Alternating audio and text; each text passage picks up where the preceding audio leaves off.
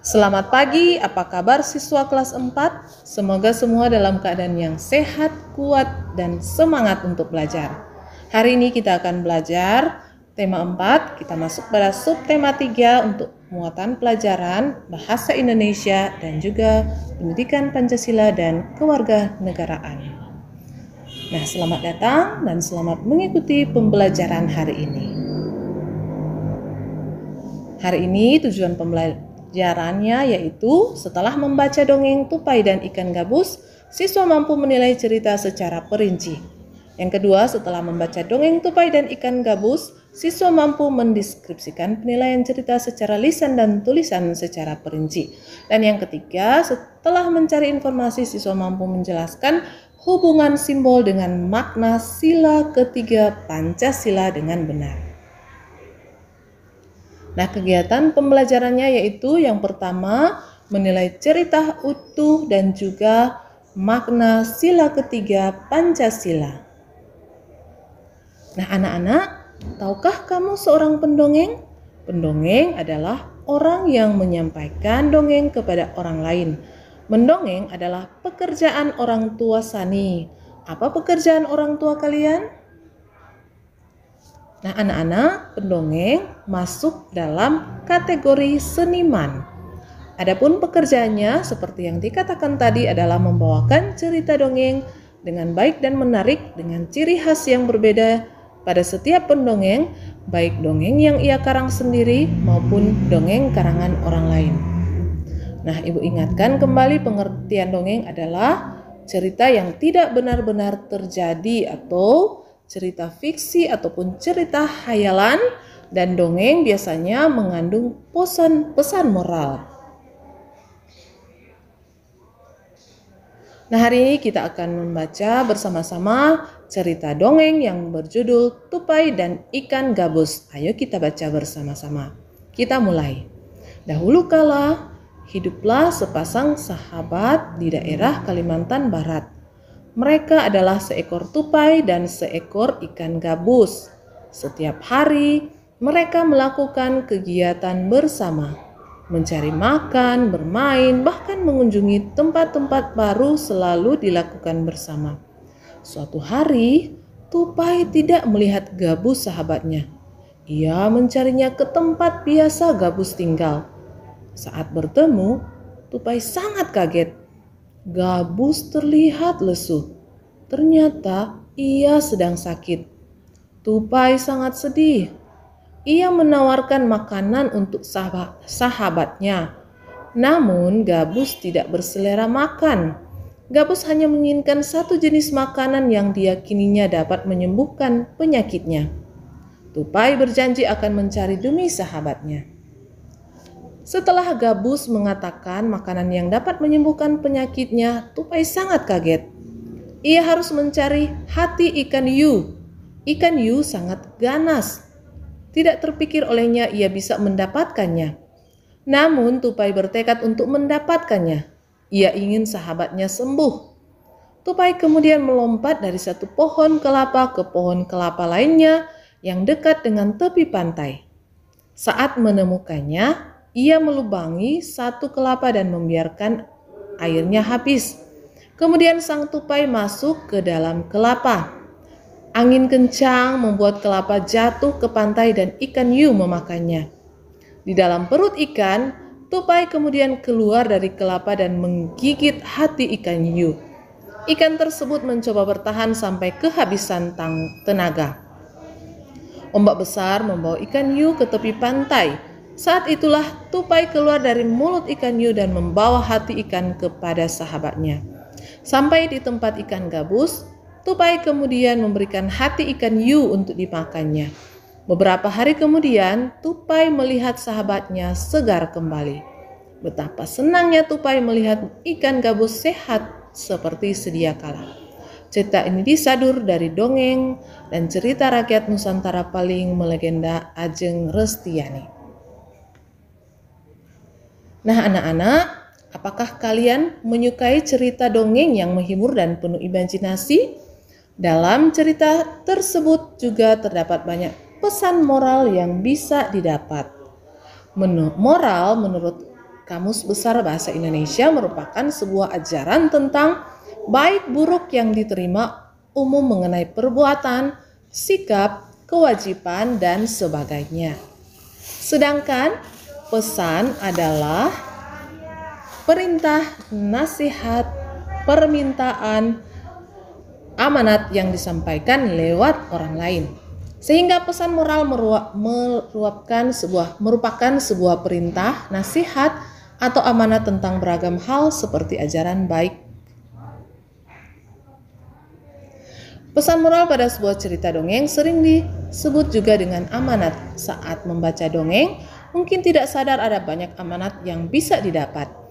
Untuk mengetahuinya, tentunya kalian perlu menguraikan berbagai hal yang ada dalam cerita dongeng. Kalian bisa menguraikan dengan melakukan pembacaan cerita berulang-ulang, lalu catat tokoh-tokoh dalam cerita dongeng tersebut. Selain itu, catat juga latar belakang pada cerita dongeng yang didengar atau dibaca. Misalnya pada tokoh, kalian bisa memperhatikan sifat dan juga sikap tokoh dalam cerita. Sikap tokoh yang baik merupakan pesan moral untuk bersikap sama seperti tokoh baik.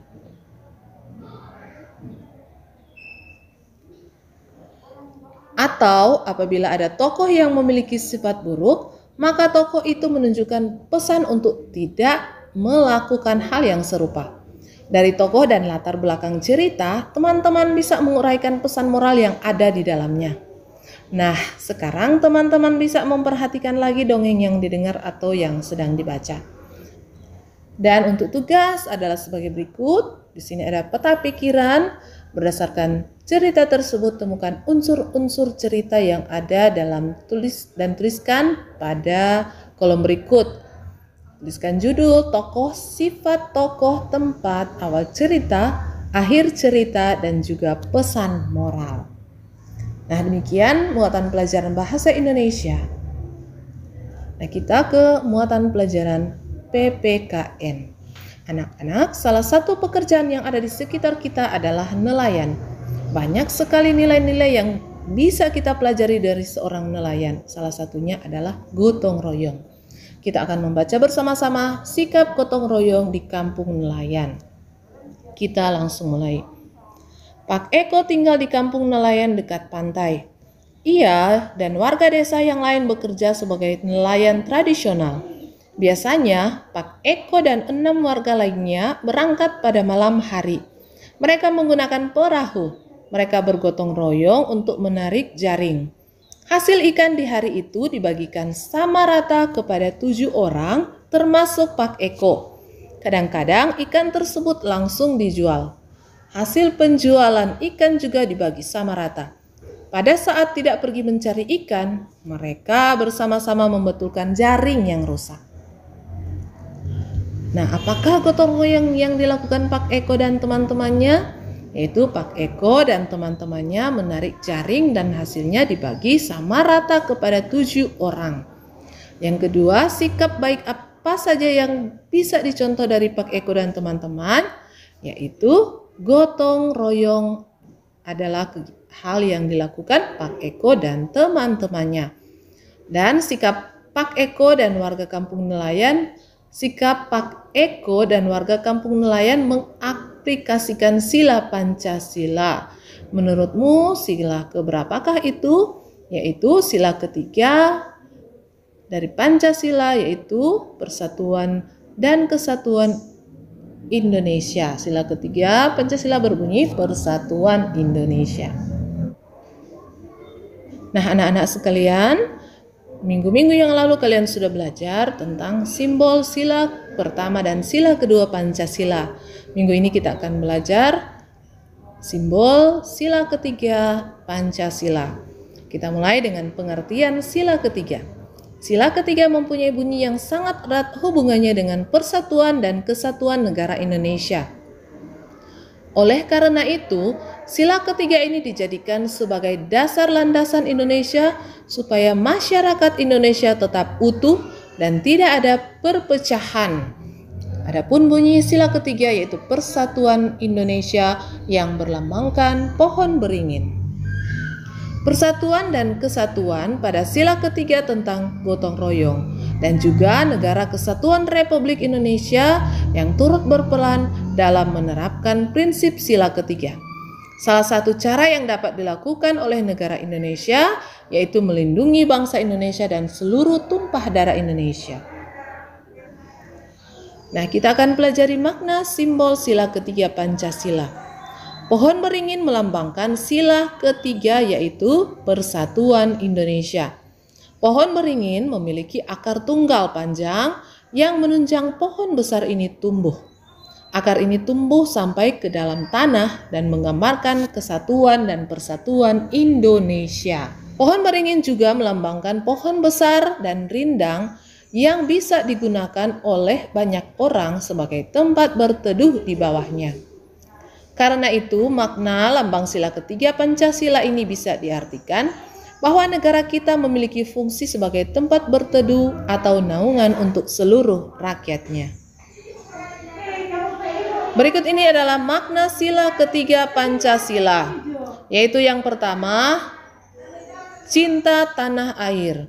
Di dalam sila ketiga ada nilai yang bisa kita ambil dan sangat bermanfaat bagi kehidupan bangsa dan negara, yaitu nilai cinta tanah air. Dengan mencintai tanah air Indonesia, maka kita akan berusaha untuk menjaga keharmonisan sesama bangsa Indonesia.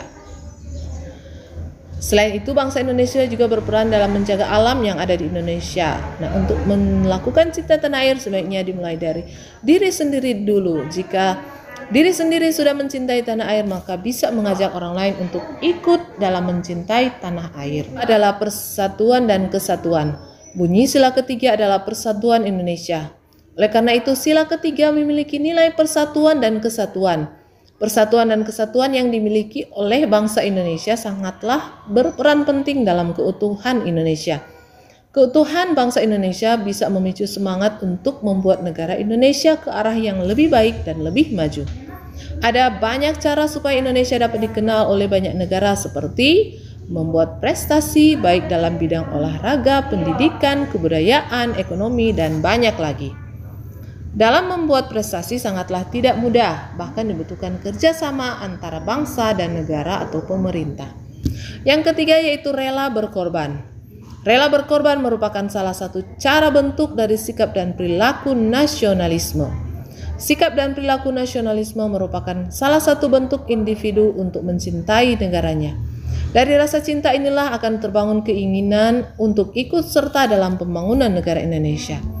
Jika kamu melihat seorang olahragawan yang rela menghabiskan waktunya hanya untuk berlatih supaya mendapatkan prestasi, latihan itu merupakan bentuk dari rela berkorban sebagai bangsa Indonesia. Selain itu, dalam beberapa kegiatan kemanusiaan seperti menolong korban bencana alam dapat dikatakan sebagai bentuk dari rela berkorban juga.